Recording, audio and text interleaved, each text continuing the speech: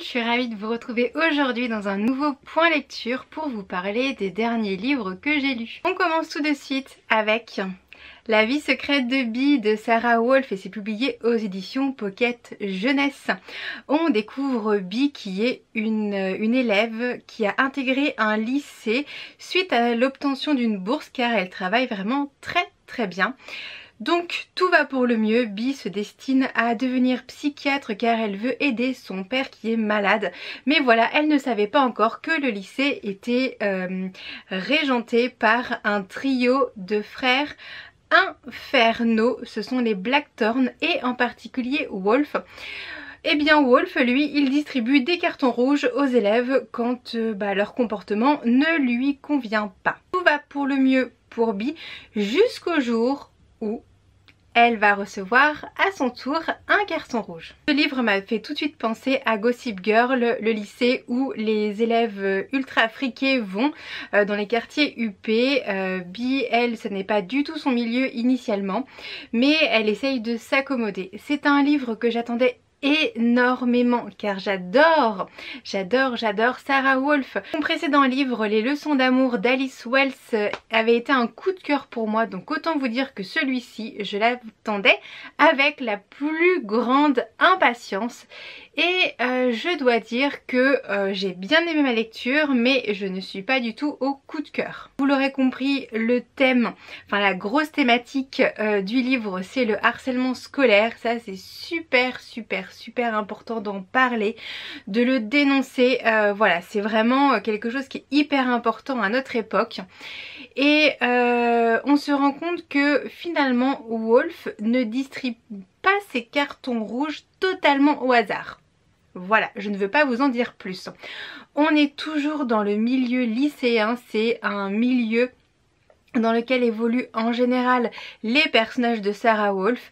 Ici, ce livre ne déroge pas à la règle, mais on a encore une famille qui est dysfonctionnelle. Je crois que c'est vraiment quelque chose que l'on retrouve dans un nombre incalculable de romans. Je ne me suis malheureusement pas attachée aux personnages, enfin aux trois frères. Ils ont tous un caractère qui est bien distinct, tous une passion qui est aussi bien distincte les unes des autres, mais je sais pas, il m'a manqué quelque chose. Je n'ai pas réussi à m'attacher à eux. En revanche, j'ai beaucoup aimé le caractère de Bee, ce personnage. Elle est ultra volontaire, elle ne se laisse pas faire et ça j'adore. Quand il s'agit d'une femme, je trouve ça trop bien. Voilà, elle a vraiment du répondant envers les trois frères, je trouve que c'est hyper intéressant.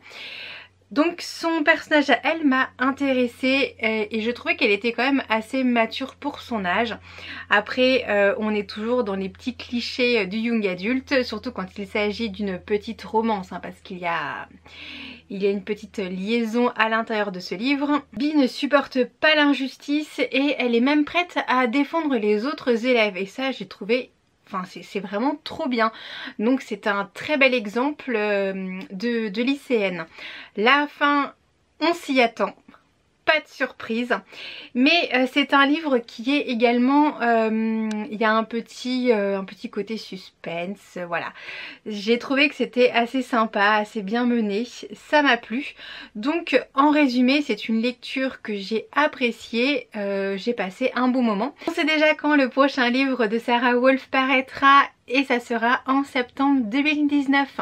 Toujours chez Pocket Jeunesse et cette fois-ci on sera dans de la fantasy, donc je suis impatiente de la lire dans ce genre là. Il s'agit du premier tome d'une trilogie et ça sera Donne-moi ton cœur. J'ai également lu La revanche des princesses. Alors c'est un recueil de nouvelles.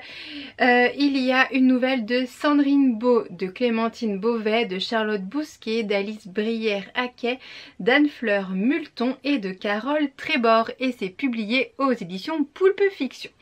Je vous ai déjà parlé de ce livre, enfin de ce recueil de nouvelles qui m'intéressait vraiment beaucoup pour plusieurs raisons, car déjà ça met en avant les princesses et mais les princesses princesses, pas les petites princesses un peu péteuses.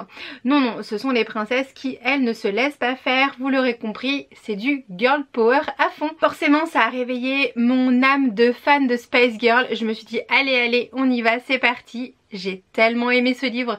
Il se lit hyper vite car la mise en page est très espacée. Les textes sont vraiment très espacés. Il y a pas mal d'illustrations pour voilà, je trouve qu'elles apportent un petit quelque chose. Il y en a une qui m'a fait tellement rire. Alors c'est l'illustration de la nouvelle de Sandrine Beau qui s'appelle Tapisserie, jarret dodu et dragon rugissant. Et voilà. Alors j'espère que vous pourrez la voir, mais c'est marqué princesse en grève, vive les poils. Voilà, vous êtes vraiment dans le bain. On est dans un humour que personnellement j'adore.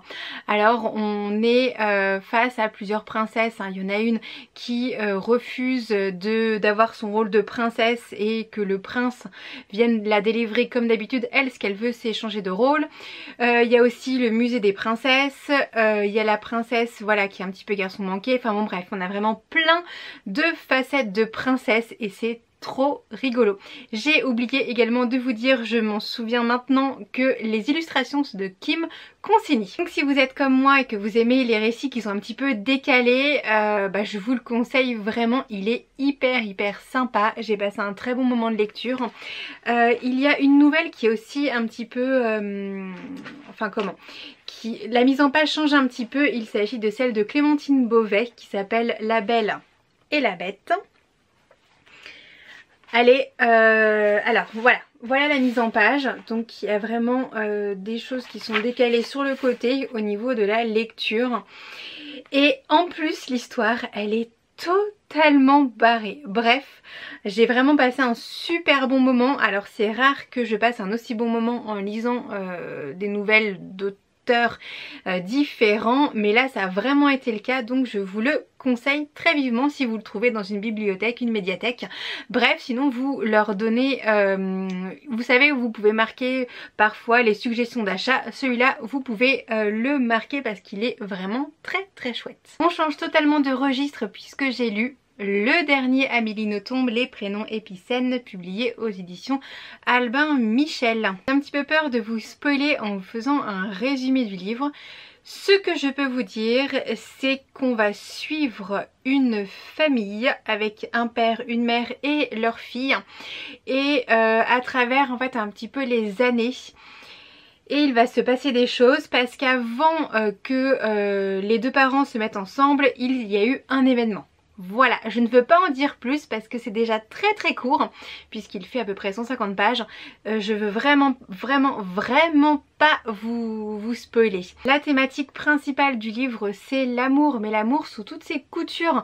L'amour qui est passionnel, l'amour qui est débordant, l'amour marital, l'amour entre un père et sa fille, donc l'amour paternel, l'amour maternel, l'amour également que l'on donne et que l'on reçoit de ses amis, puisque oui on dit que c'est de l'amitié, mais très sincèrement on aime ses amis, surtout quand ce sont des amis et pas juste des connaissances. Voilà, donc il y a vraiment, ça traite de tous ces aspects là. Mais pas que, ça traite également des difficultés en fait des relations entre les personnes. On dit toujours également que de l'amour à la haine il n'y a qu'un pas et on est en plein dedans. Le personnage du père est particulièrement ignoble. J'ai eu beaucoup de mal avec ce monsieur que je n'ai pas compris. Enfin bon, après je m'en doutais un petit peu donc j'ai pas été hyper surprise. Mais voilà, il ne m'a pas du tout laissée indifférente. J'ai trouvé quand même qu'il y avait un petit survol des choses en fait. J'aurais préféré que certaines psychologies de personnages soient davantage développées. Mais bon, c'est un choix de l'auteur et je le respecte entièrement. En revanche, je me suis forcément beaucoup attachée à la mère et à sa fille. J'ai trouvé qu'elle faisait vraiment preuve d'un courage mais énorme. À certains moments j'avais envie de secouer la mère en lui disant mais ouvre les yeux, voyons, regarde ton mari, regarde ce qu'il te fait subir. Enfin bon voilà, c'est bien qu'un livre suscite comme ça de vives réactions, parce que il n'y a rien de plus terrible pour moi de lire un livre et de me dire ouais bof, je m'ennuie. Non, non, là c'était pas du tout le cas. Alors ça se lit hyper vite hein, parce que c'est vraiment très court. La mise en page, voilà. C'est très ramassé sur le milieu. Il y a 150 pages, donc autant vous dire que j'ai mis je crois 1h15 à le lire. Je l'ai lu d'une traite. Ça faisait très longtemps que je n'avais pas lu d'Amélie Nothomb. J'avais lu ses premiers écrits, j'avais arrêté à Adam et Ève, je crois que ça s'appelle comme ça, je sais plus. Puis comme j'ai pas vérifié avant, c'était ni d'Ève ni d'Adam, voilà. J'avais noté ce titre à sa sortie, je crois qu'il est sorti fin de l'été, fin août si je ne dis pas de bêtises. Mais j'attendais qu'il soit disponible à la bibliothèque. Car eh bien son titre m'avait vraiment interpellé, les prénoms épicènes. Alors épicène, si vous ne savez pas ce que ça veut dire, c'est juste les prénoms mixtes comme Dominique, Claude, voilà ce genre de prénom. Et j'avais entendu qu'il abordait la relation père-fille. Moi c'est vraiment quelque chose qui m'intéresse. Voilà, pour des raisons totalement personnelles, ça m'intéresse énormément, donc je voulais voir comment c'était abordé. Et bah j'ai bien aimé. Alors après ça n'a pas été un coup de cœur, mais j'ai quand même passé un bon moment de lecture. Ça m'a donné envie de découvrir d'autres livres d'Amélie Nothomb que je n'avais pas lus. Donc c'est plutôt positif après toutes ces années comme ça où vraiment je ne me suis pas du tout intéressée à ce qu'elle faisait. Là voilà, l'envie est revenue. J'ai également lu 2 mangas. Le premier c'est The Promised Neverland de Kayu Shirai, publié aux éditions Kazé, c'est le tome 7. J'adore cette série de mangas, mais je crois que tout le monde l'aime. Donc est-il encore besoin de la présenter? On va suivre un groupe d'enfants qui vivent dans un orphelinat et ils apprennent un jour que finalement c'est un élevage. Voilà, vous n'avez pas besoin d'en savoir plus. En tout cas pour ce tome 7, j'ai passé un très bon moment de lecture.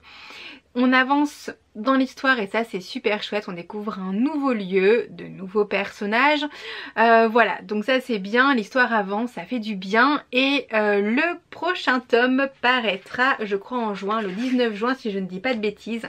Oui c'est ça, le tome 8 sera disponible le 19 juin, donc je serai au rendez-vous à ce moment-là. Je passe assez vite sur les mangas, surtout s'il s'agit de suites de séries, mais cette fois-ci j'ai envie de vous parler d'un tome 1.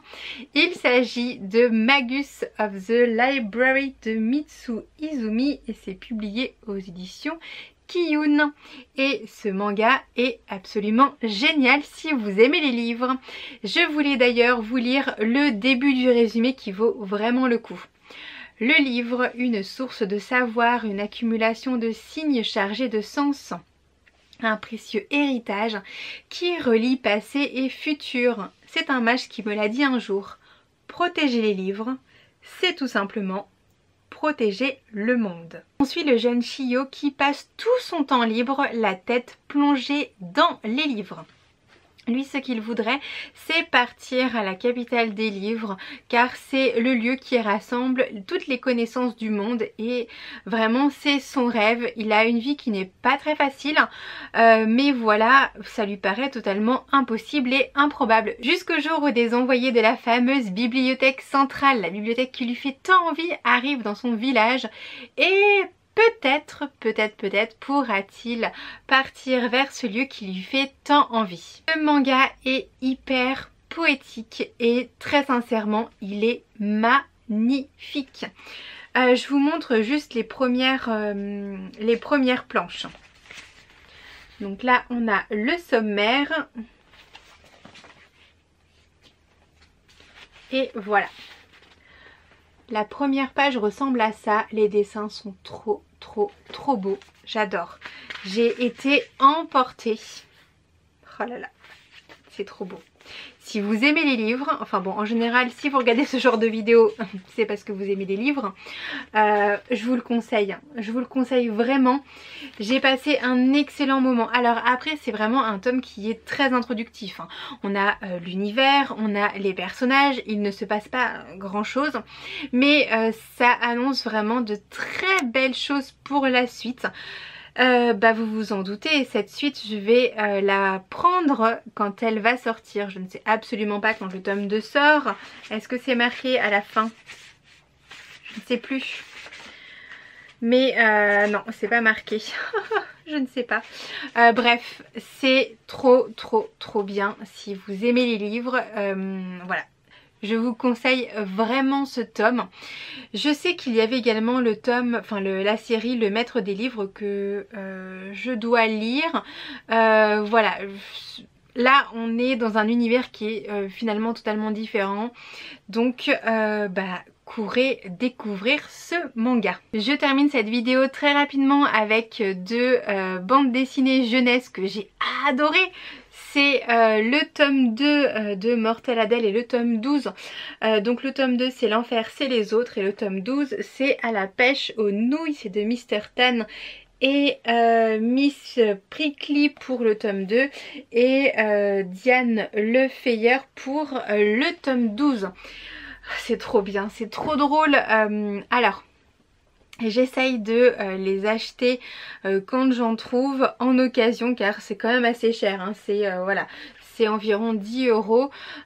Sinon je les emprunte comme celui-ci à la bibliothèque. Sauf qu'ils ont un tellement grand succès que j'ai trop du mal à les emprunter. Voilà, les enfants les adorent. Après c'est vraiment de la BD jeunesse, hein. C'est-à-dire qu'il n'y a pas grand chose à lire. Mais c'est trop drôle. Voilà comment ça se présente. Donc il y a très peu de texte, hein. À chaque fois c'est comme ça. Adèle est juste une petite fille. J'aimerais pas l'avoir comme fille ou à garder, mais voilà, elle a un humour, c'est vraiment un humour noir. Elle est sadique envers son chat, envers les autres. Enfin c'est vraiment hyper piquant. Moi ça me fait mourir de rire. Alors certes, hein, comme vous l'avez vu c'est très espacé, il n'y a pas beaucoup de texte, mais il y a une double lecture, hein. Alors ça plaît beaucoup aux enfants, ça les fait beaucoup rire, mais c'est également destiné aux adultes. Voilà, je pense que vraiment on peut s'y retrouver. Mais encore faut-il aimer tout ce qui est littérature jeunesse. En tout cas moi j'adore, je continue cette série. Je la lis absolument pas dans l'ordre, hein, parce que je prends un petit peu les tomes comme ils viennent. Voilà, mais ça c'était une... J'avais envie de vous en parler en fait car je suis en plein dedans en ce moment et je me marre, je passe de super moments. Le point lecture est désormais terminé, merci beaucoup de l'avoir regardé jusqu'au bout. J'espère vous avoir intéressé, j'espère vous avoir donné surtout envie de lire car c'est finalement ça le plus important. Si vous avez lu certains des livres, n'hésitez pas à me le dire dans les commentaires pour en discuter. Je serai toujours ravie d'échanger avec vous. N'hésitez pas non plus à mettre un petit pouce en l'air si la vidéo vous a plu et à vous abonner si ce n'est pas encore fait pour recevoir mes prochaines vidéos. Je vous fais plein de très gros bisous et je vous dis à très vite. Salut!